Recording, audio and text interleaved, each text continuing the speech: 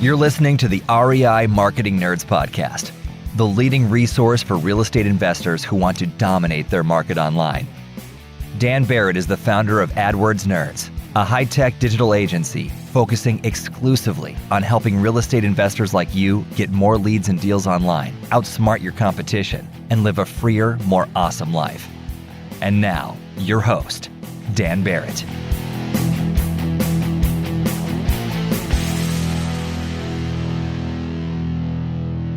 All right. Hello. Welcome to this week's episode of the REI Marketing Nerds Podcast. As always, this is Daniel Barrett here from AdWordsNerds.com. And if you are looking to get more leads and deals online, you know where to go. It's AdWordsNerds.com. This week, I've got a really fun interview with Sam Morris from Sunset Capital. That's over at sunset-capital.com. And what I love about my conversation with Sam is Sam has this really unique background. He has been in corporate banking, deep in that world. He's currently sitting on the board of a bank. He's worked with lenders as both, the person lending and the person asking for the money. He's worked with federal regulators, and now he is a successful real estate investor.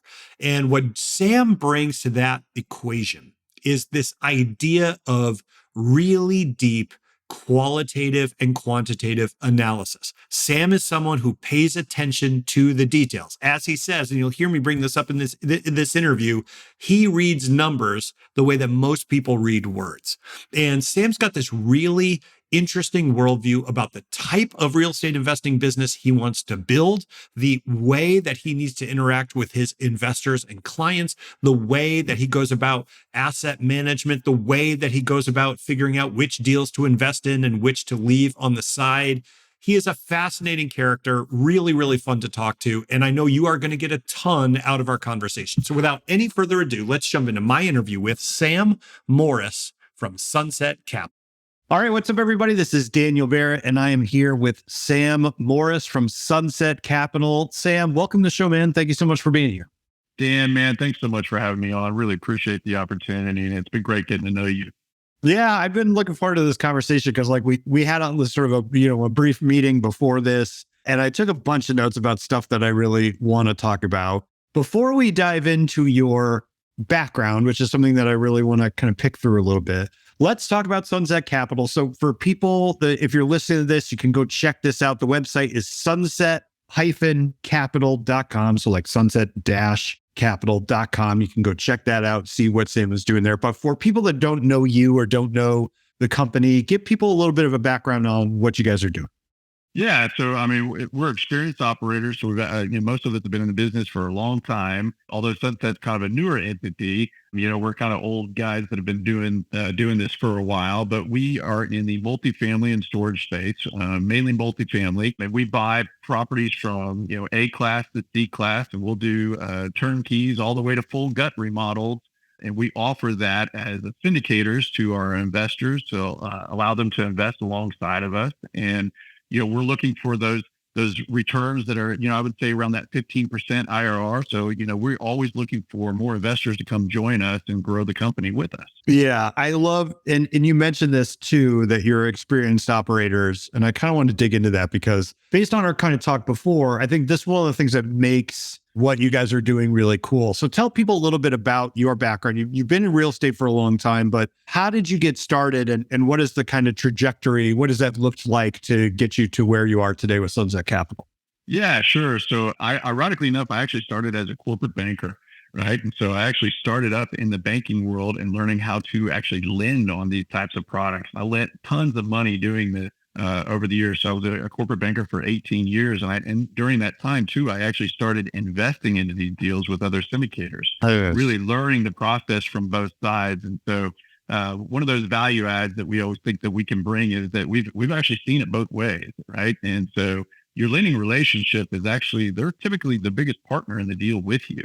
And so one of the things that we really bring to that as a value add to our investors and to our group is that that's a different vocabulary. That's a different world than just the real estate world. I mean, they look at things from a very different point of view, and they have very different metrics of which they're measuring things on that we would typically look at just in the real estate world. And so having the ability to communicate and speak the language, so to speak, with those lenders, it's been one of those value adds for us and the competitive advantages for us. That's really just been something that our investors have been able to benefit from. And so, but yeah, I mean, I grew up in the banking world and started doing deals, co-GPing and things like that back in 2014.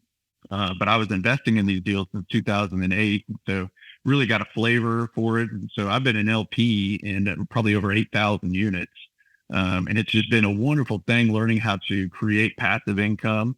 And actually been something that's just been tremendously beneficial to me and my family. And so it was something that I was like, my goodness, I want to share this with everybody. Like, there's ways that we can do this. We can like everybody can join in on this. And so it's been kind of the precipice of how Sunset was born. Yeah, I really want to dig in a little bit on your corporate banking background, because I think, one of the things I've noticed about the investors that come on the show that are really successful and that have built long-term successful businesses, right, is that they tend to have some sort of background element where they bring a different set of mental models to the real estate space, right? Like, and it could be, hey, I was in construction and now I'm, investing, or like for you, you mentioned that it was kind of a different vocabulary in banking and that kind of lending relationship that you bring over to what you do. So I'm curious, what from your banking background have you found really useful in your investing business today? Is it just like a certain way with numbers, a certain kind of analytical view of the world? Is it that sense of, well, like you said, that lending relationship and its importance? I'm curious, like what you kind of point to and say, I brought this from banking and it's really helping me over here in investing. Yeah. So, I'd actually probably have to say first and foremost, relationships. Yeah. Analytics can be taught. It can be learned. You can actually go and learn the different things that for KPIs that you need to look at and how that's going to be looked at upon. But, when you're in banking for, a couple of decades, you develop some pretty strong relationships with people that are all over. And, that's the funny thing. I'm still in banking from the perspective of, I don't do it day to day, but I sit on the board of a bank, a community bank here in Katy, Texas. And so I'm still actively, involved in that industry, continue to develop those relationships and things because, lending changes. It does. And it could be the same lender, but they've changed their guidelines internally of what they're willing to do. And knowing how to ask them the appropriate questions to figure that out is a big deal. And so there's so many ancillaries and intangibles of knowing the dynamics of that world that aren't really in the analytics that's actually helped us quite a bit, right? So, because I could be talking to 5 different lenders on a project, and I'll know from just communicating with them that 3 of them are actually real, even though every one of them have told me yes, right? Because of having that vocabulary and that communication of going, yeah, he may be willing to do it, but he's not going to be willing to do it on the terms that we need. Or, he's saying he's willing to do it, but as soon as he gets in the loan committee, it's going to be shut down because of, some of these other things that he's telling me or she's telling me. And so knowing that from having been so integrally involved in that world has been just a great intangible for us to being able to pick the right lender, making sure you have that right partner to grow with, and having that understanding of that lending world. So I'm curious, like having been on both sides of that equation, right? And having this understanding of what both parties, maybe the incentive structures that they're operating under, what they're really motivated by. I'm curious where you think real estate investors typically go wrong when they're sort of building or working on those lending relationships, right? Like, what are the mistakes that you see investors making where you're like, this is not going to be optimal for you kind of long term? Yeah. And so, a great example right now would be your unwillingness to change your model. If you were underwriting your model like today, the way you did it, I would even say 3 months ago. Yeah. It's not going to work.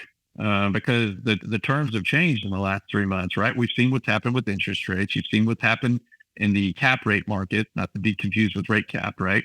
We've seen what's happened in the rate cap markets too, right? And the things of the types of debt that are out there and what's going on. And so if you're underwriting the same way that you were even 90 days ago, you're going to have a real trouble trying to get deals done because that market's changed on that lending side. And like I said, if for the most part, our lender is our biggest partner in the deal, right? They're typically giving us more than 50% of the money to go in. And sometimes it could be in that, let's just say it could be anywhere from that 60 to 75% range of them bringing capital to the deal. And so they are our biggest partners in the deal. And that's how we look at them too. And we let them know that too. Hey, you are a partner with us in this. The beauty of it is they want this kind of a return. My investors expect a much bigger return, but they've said, look, here's what we're willing to do, and here's why we're willing to do it. And here are the things that we need you to accommodate us for that, right? And here are the steps that you're going to have to do that. And you follow those steps and you accommodate them and you communicate with them, and they're great partners from that. And so if you're not, adjusting your models associated with the change of the environment, you're not going to be able to consummate a deal. Or if you do consummate a deal, it could be troubling.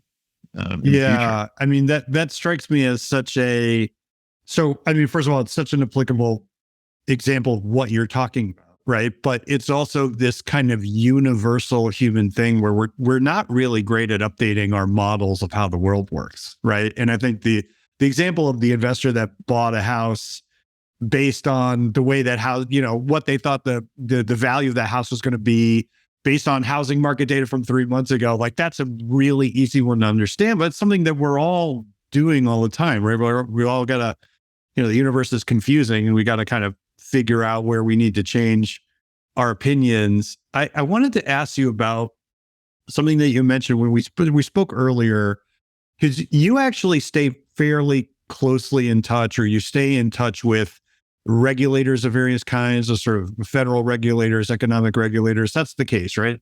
Sure.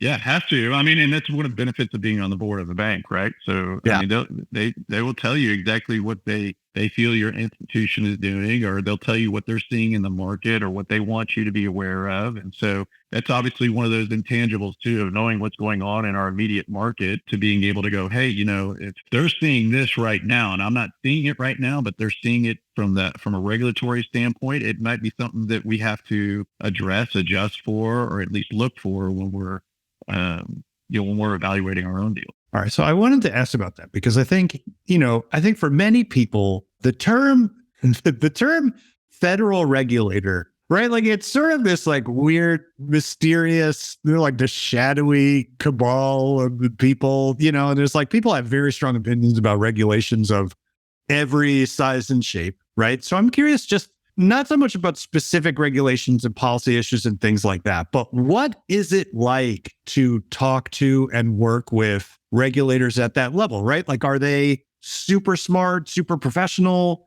Like, what do people think they know about regulation and the way that it works that they actually don't, or where they kind of have that misunderstanding, you think? Well, I mean, in my experience, I would actually say they're pretty helpful, right? I think they want you to be successful, right? And probably the easiest way I could equate it to, like, an everyday person is, take the IRS, right? The IRS has a code. It's complex, right? And taxes are complex, right? But it's the way that you look at it. For most people, it's a fearsome thing. It's, oh my gosh, I don't want to ever have to deal with an IRS person, or I don't want to have to, deal with all these IRS things, right? But the IRS has written a code that has effectively given you a roadmap into how they want you to make money. I think about that from just a mindset shift, right? Of going, wait, and in particular with real estate, because I love this. You sit there, the IRS has written a code telling me how I can make money legally, do it the best way, and keep the most of it. So if I follow these rules, I make the most amount of money. And they're happy with that because they have dictated how they want you to make money. And so in particular, the real estate, you hear about it all the time, tax advantages and things like that. It's understanding the implications of the regulations and the rules that they have in place, and utilizing those, staying within those rules and the regulations to make the most amount of money. And so dealing with, federal regulators or IRS agents or anybody like that, I would tell you, there's not a, like, I'm out to get you all the time. It's more of I would actually say they're out to assist you into getting to that next point. And that's probably a little bit different than what you were expecting, but I actually, I find it you utilize them. And I would tell you for the most part too, and particularly when you're talking with people like from the FDIC or somebody like that, if we may have a question, they would encourage us to call. Hey, do you have something that you're not sure about? Call us and ask. And we're going to be there to help guide you through it. So I would actually say, as funny as it is, my impression of it is, that most of these people are out to help you. And if you look at it that way, my gosh, they're willing to do that because the overwhelming majority of people look at them as an enemy. And I just don't think that's the case. Yeah. It's like everybody wants to be, it's like no matter your role, right? You can be very high up, you can be very powerful in many ways, but like everybody wants to be appreciated for what they're doing, right? Absolutely. So it's like, I think you're very right. It's like starting with that kind of different frame around the relationship is really powerful. And again, that's a very universal kind of thing, right? That extends outside of that situation. So, all right. So I would be remiss because we just talked about how, you're sort of embedded in these different worlds that intersect with what you guys are doing at Sunset Capital. You're intersecting with real estate investing. You mentioned that you got to update your model from 3 months ago. Things, as we're recording this, right, changing very rapidly. And obviously that's a constant in real estate, but it feels like, right, we're going through some kind of correction now. So I'm curious, what do you think the next year or two are going to hold for the real estate investing industry? Because I know there's a lot of investors listening to this. They are very worried. Maybe they got started, in this kind of period where things have been very active and very big and profit, money's been everywhere. Now it doesn't feel that way. And I think people are feeling pretty anxious. So what do you think the next couple of years are going to look like? I'm asking you to put on your Nostradamus hat, which I know is hard and basically impossible to do, but I'm just curious how you think about that or how you feel. Well, I mean, not to sound too much like a politician, but it somewhat depends, right? So, Right. and the reason I say that is because it kind of depends on what side of it you're on, right? If I'm somebody who's sitting there going, man, we really need to sell this deal, you're going into an environment where there could be some potential distressed assets out there that may make that kind of hard to get the value that you were expecting. If you're a buyer of assets, I would sit there and go, man, there's probably going to be some opportunistic deals out there for you that if you stay sharp, you keep on your relationships and you keep hunting, you might find some gems in the rough that are, going through some rough times.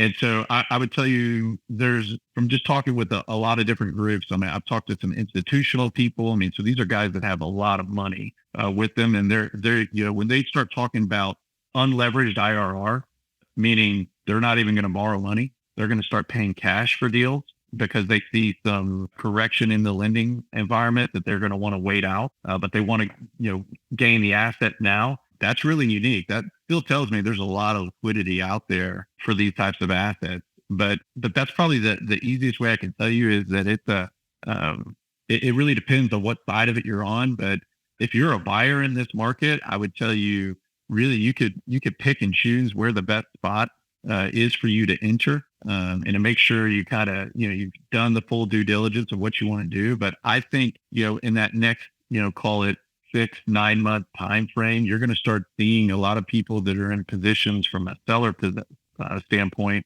where they're in a position where they have to exit for whatever that might be, and that typically spells opportunity for the person on the other side of that transaction. And so I mean, I think you're gonna see some buy side opportunities here in the next 12 months if that's what you're wanting to look at. And I think if you do not have to sell, you're running a property, this may be a cycle you want to try to operate through and get to the other side, because I think it'll be worth more, once you're at that point. Want to find motivated seller leads online, but don't know where to start? Download our free Motivated Seller Keyword Report today. AdWords nerds have spent over $5 million this year researching the most profitable keywords for finding motivated seller leads. And you can grab these exact keywords when you download our report at www.adwordsnerds.com/keywords. Yeah, it strikes me that something you mentioned earlier in this conversation, right, was that you got started around 2008, right? And I think that it's funny. I was mentioning this the other day. I was speaking to a real estate agent, right? I was talking to her about her business. She started around 2008, right? And I said, you know, what was the lesson that you pulled from that period? It's just talking about how difficult it was, and she was saying like, well, I after going through that, I knew like deep in her bones, right? She knew that real estate is a cyclical market, right? It's cyclical. And so she was like, when things were really good, I just kept in the back of my head that things are going to come back down the other direction, right? And I'm wondering if you took any lessons from that period. I mean, so you started investing around 2008, which is kind of like this, again, very common thing among investors that are very, very successful today, is getting started around that period. I'm curious, like, what lessons you pulled from that, if any? Yeah, I mean, so I would tell you in these markets where it becomes recessionary or there's a downward market to it, it's typically been when, to be very honest, I've made the most amount of money in real estate. Because if you are opportunistic, if you are patient, and if you can make that right call, you'll go through that cycle, and the upswing is pretty nice on those deals.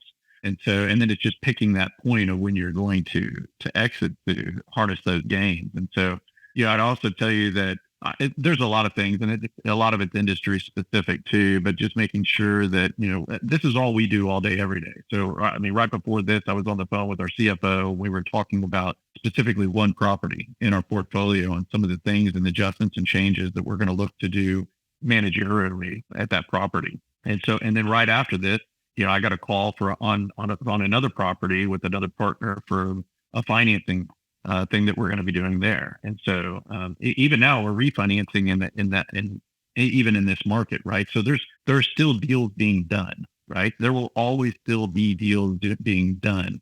You just have to make sure that you're positioning yourself to when that up market does come, that you're ready to go, right? Or when the down market does come, that you're able to capitalize. And so, for us, it's just being ingrained in it all day, every day. And going back to '08 when this happened, I mean, look, it was a lot of learning lessons, right? I'd done a lot of things from the lending side at that point, but turning into the investor side and actually starting to do deals and have an understanding of all of that, it was, for us, it was for me, it was a huge learning curve, right? And trying to just consume and sponge everything I could, and all the knowledge from doing these deals. And so, I would still tell you that this is going to be a great learning opportunity for a lot of investors going through these. I mean, you learn more in these types of markets because, the last several years we've had, a high tide raises all boats, right?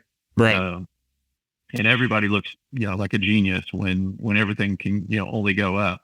But this is where kind of rubber meets the road. So down here in Texas, we call them wildcatters. The guys have just gotten into the business in the last couple of years. When they go through this, we'll see how many people make it, and those that are well capitalized, have good people and good processes and procedures in place, they're going to come through no problem with this. And real estate is one of those things that if you can successfully hold through these types of cycles, you're probably going to be good for a long time. So I want to ask about, well, let's get a little bit more into what you guys are doing at Sunset Capital, which again, if you're listening to this, it's sunset-capital.com, right? You can go check it out. But one of the things that we were just talking about, people can learn so much through this period, and, specifically people have really strong processes and, people and all this stuff. So one of the things that you mentioned when we first met, we were kind of getting to know each other. And I wrote it down and I highlighted it and I bolded it because I was like, God, I wish this was true of me, but it isn't. You said, we read numbers the way you read words, right? And I highlighted that because I barely read words. So I feel like, listen, I'm very jealous of this. So I want you to talk about or expand on however you like, right? This kind of culture that you guys have built of using numbers, using this kind of analytical mindset to make those right calls, right? Because it's like you said, right? You've got to make the right decisions in order to come out on the other end. So how do you think through, a broad question, but how do you think through decision making and when to use that kind of analysis versus, some people prefer to use gut intuition or things like that? Broad question, you can take it wherever you like, but I'll have to kind of pick your brain on that a little bit. Well, and so, being more quantitative and analytical in nature, right? And so that's really our teams. We're asset managers, right? And so, a lot of the data that we require to actually help make some of those decisions, right, is qualitative in nature, meaning I need to know from the on-site team, hey, the whys, right? So it could be as simple as, hey guys, I'm analyzing the numbers. We're seeing a trend in water usage that's going up, right? And that's something that's very black and white. And so that's why I say this is, the quantitative aspect is that there is no room for gray area. It's black and white. It's 1 + 1 is 2, and you're not going to convince me that it's 3, and you're not going to convince me that it's 0. Right. And I'll show you why, right? And so when we start seeing things that are trending in nature or outside the box, right, it pops up, right? And you're able to see that from an analytical perspective pretty easily when you're in the numbers, so in depth, on a really consistent basis, right? Things will just pop out at you the way a word would if you were reading it, right? And so you may know that, hey, all of a sudden, we had a spike in our water bill by 30% this month. Well, that's something that's going to stick out, right? And for common sense, most people would say, hey, if my bill goes from $1,000 to $1,300, that's going to stick out to you, right? And we're larger complexes, so for our world, it may be from $10,000 to $13,000, right? And so internally, we would sit there and go, right, well, that creates questions, right? So, do you have a water leak, right? That would be kind of a common question to ask, right? And we're not on site, so we don't know. Like I can't see water bubbling up or anything like that. Or has a usage changed, right? Right? Are we using a lot more water for some reason, right? Did we end up filling up the pool 3 times this month for some reason? I don't know, right? But you can see that in the numbers, and it creates those questions that you need the qualitative data for. And so in doing all that, you have all kinds of things that can occur. I mean, a great example is I had one Tuesday at our Tuesday meeting. I was asking about one particular bill. It's a smaller bill, right? It was a $160 bill, but it was to a vendor we didn't recognize. And it was our on-site team had made a decision, oh yeah, we're going to do this. And it was something that wasn't approved. And so you sit there and go, this wasn't approved. We already have this service. You're going to have to explain to me why you want to do this. Right. And by the way, this was caught in the banking numbers. So this was caught of us reviewing bank account stuff.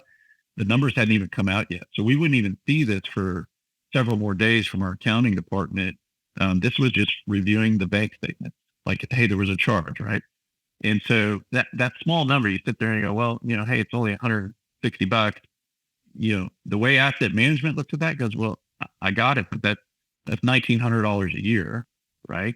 Yeah. And the way we value properties is based on a cap rate, right? So if I cap rate that, that ends up being actually tens of thousands of dollars in value of the property because you guys made a decision, albeit what you thought was small, to change something that you didn't have approval for, right? And I can turn around and go, yeah, but here you go. You just lowered the value of this property by $30,000 because you thought that this was the best way to do without getting approval. And so that's where being so ingrained and so deep into the numbers and having the ability to calculate those things really quick to go, hey, look, there are ramifications for all these things that you're doing. Yeah. And I need to know why, right? And I need to know, does it add value? And so asset management is so focused on the dollars and cents and the values of deals.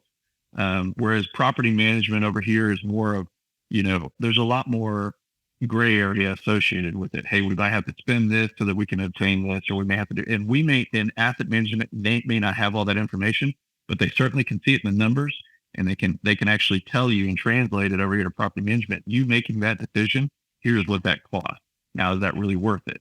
And a lot of times they'll come back and like, okay, well, I got it from you, but that's not that may not be what the best way to do. So, when I give talks specifically about asset management and how to blend the relationship with property management, because I've talked about that over the country. We call it our green glasses moment. So we say, the world looks at asset management through blue glasses. It's very focused. It's very, black and white. Whereas property management looks at the world through yellow glasses. They have some, there's all kinds of different things going on. They have a lot of pressures, a lot of people coming at them. You may have to answer to a lot of people. And so we say the blend is the green glasses, which, we always say green for money too, but the green glasses is what we need everybody looking at, so that you're working in a harmonious environment. You're all working to build the property up together. And so, meaning property management has to have a good understanding of what asset management is looking like, and asset management needs to have a good understanding of what property management is looking like. But in reading the numbers on the asset side, everybody involved in that process is, when these are advanced degrees, these are guys who can, they can absolutely see, things, what's going to happen in the future because of this, or what might have happened because of this.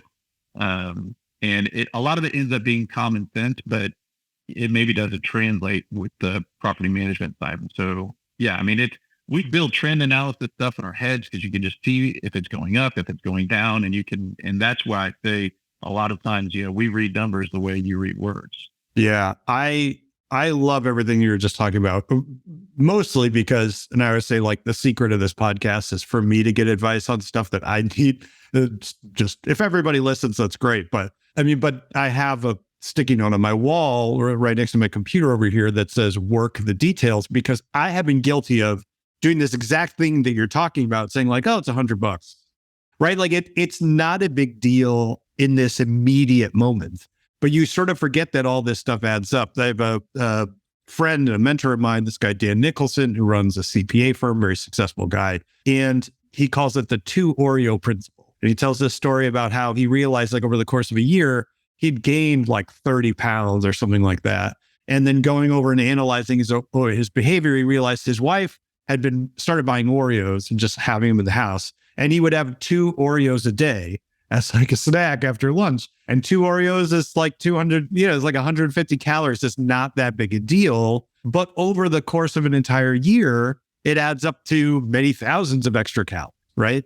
And so this idea that these little things build up over time, like you said, can really eat into the value of a property. I think that's such a useful takeaway and such a great example of kind of what you can get from this analytical mindset. We're coming up on time, so I got a couple of things I want to ask about. Sure, go ahead. Specifically about how you think about what Sunset Capital is doing, right? Because I know that for you, lifestyle design is really critical. We were talking before we started recording. You've got a really active family, and you really make it a priority to kind of be there, be a part of that. I know that you kind of pick and choose your deals based on the impact that it's not just going to have on the bottom line, but also that's going to have on the way that you live your day-to-day life. So I wanted to ask about that. Like, how do you think about building a business that serves the kind of lifestyle you want to live? Because it can be very easy for people to chase the dollar and end up building this business that eats all their time and kind of makes them miserable. So how have you thought through that kind of in the past, and how do you think about that now? Yeah. So, I would say in the past, it was grow, everything you could to grow, right? And as I've gotten a little bit older, and as we have like you said, I have a larger family. I have 4 kids, and they're all fairly active. And I've been married 19 years, and consecutively too, right? And I know. And what I would tell you, is, we've decided we're going to be pretty boutique. And the reason I say that too, and that doesn't mean that we're not going to grow. We're going to grow, right? But there is a cap of how big we can get. And I hate to say that, but that's reality. And so we will get to that cap. And as we roll off, deals, we'll probably bring on nicer, better deals, but it'll end up kind of recycling in this particular area. You can grow to a certain area, right, where you can have great control of the thing. And as soon as you step out of that, it is a different business model, and it's a different business plan. And the way I've seen it too is you have to grow to such a scale, a large scale at that, to be able to have that control again. And that's not something that that I'm going to do. Right. We're going to stay in our kind of in our lane. It is probably the easiest way to say that. We're going to manage what we know we can control and actually still provide quality returns and, quality attention to each of our assets. Which I know is kind of it's contrarian right now, because everybody's all about, man, I'm going to grow to X amount of units. I'm going to keep pushing. We're going to go this far, this fast, and we're going to keep doing it. And we're a little different. We're methodical. We're going to grow a very specific pace. We're going to add assets that make sense, that are going to get the return metrics that our investors expect and that we want. And then when we get to that level, we're going to be in a recycling type situation, but we're probably not going to go outside of that. So really what that's done for us, it just means that we're going to end up putting more of our own monies into the deals. And a lot of our investors, when they start making that, will probably become a little bit larger investors into the next deal. And so we're going to stay boutique, right? And so I know it's somewhat contrarian in the market right now to just grow at any cost, but yeah, I mean, I'm going to make every football game and basketball game and volleyball game and dance recital and gymnastics. I'm gonna go do all that in life, and we're going to be great at charitable giving, and we're going to be playing the golf tournaments, and we're going to do those kinds of things in our community and be great stewards of the resources that has been entrusted to us. And we're going to provide those returns, and we're going to guard that with our life, right? I mean, that's just.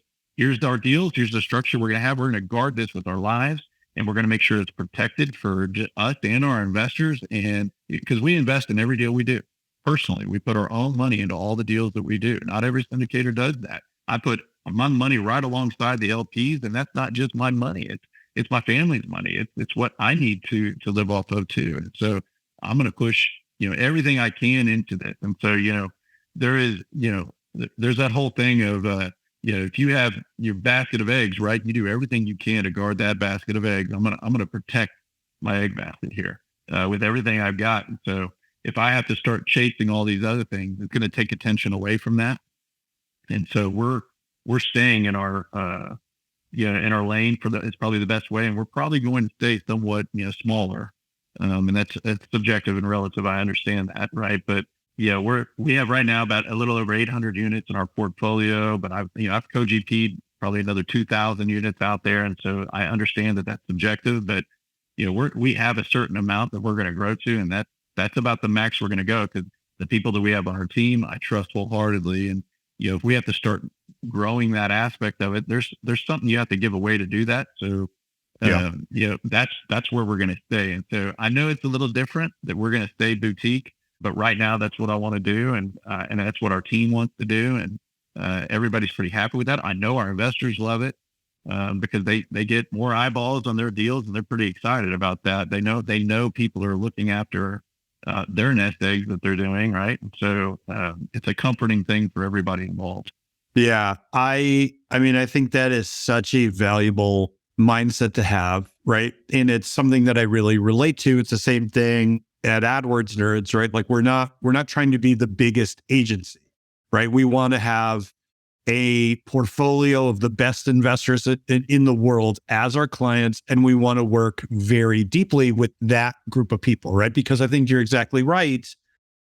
Look, what is the way in real estate investing that most people blow themselves up? It's by overextension, right? It's by trying to do too much too fast. And like you said, you give away something to achieve that velocity, and it works for some people. And then if you mismanage that, it's very easy to go completely off the rails. I think that's such a valuable kind of mindset and a great example of like how you guys really hold that fiduciary standard for the folks that you work with. I think it's really awesome. So for people that want to learn more about you, we've talked about the website sunset-capital.com. It's capital with 2 A's in there. So sunset-capital.com. Is there anywhere else where you want people to kind of look you up?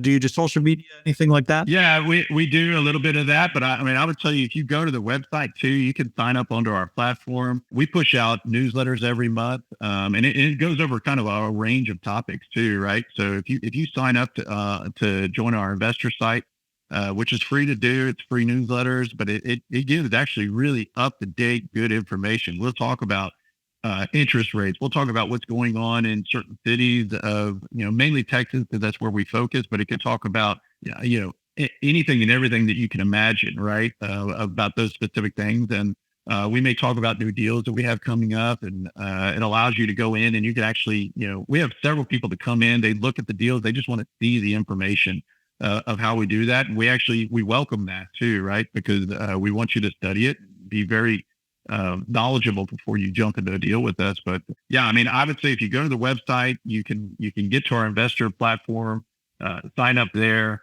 We send out good information every month. We send out our newsletter. We'll send up updated financials from all of our deals. And so I would welcome everybody to join you, and you'll be able to find us social media. If you look up Sunset Capital, Instagram, Facebook, LinkedIn, we all have, things on that too. Awesome. So again, sunset-capital.com. We'll have links and stuff to the social media profiles and all that over at adwordsnerds.com/podcast in the show notes for this episode. But I'm telling you, if you are listening to this, go check out Sam's stuff on sunsetcapital.com. Just like you said, Sam, I just want to say, I think you have such a unique background. You have such a great sort of worldview and sort of how you approach the real estate investing business. I think for any investor who wants to hear what you guys have to say about the markets in pretty much any context, you are going to get something of value from that. So again, sunset-capital.com. Sam Morris, thank you so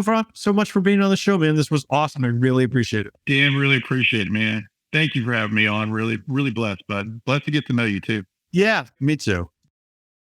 That is it. That's it for this week's episode of the REI Marketing Nerds podcast. Thank you so much for being here every week. It means the world to me. And look, if you get any value out of these episodes, I would really love it if you could leave us a review wherever you download your podcast. I read every single one, and it helps other people find the show. I hope you are having an awesome week. I hope you're having an even better end of your year. I will be talking to you very soon.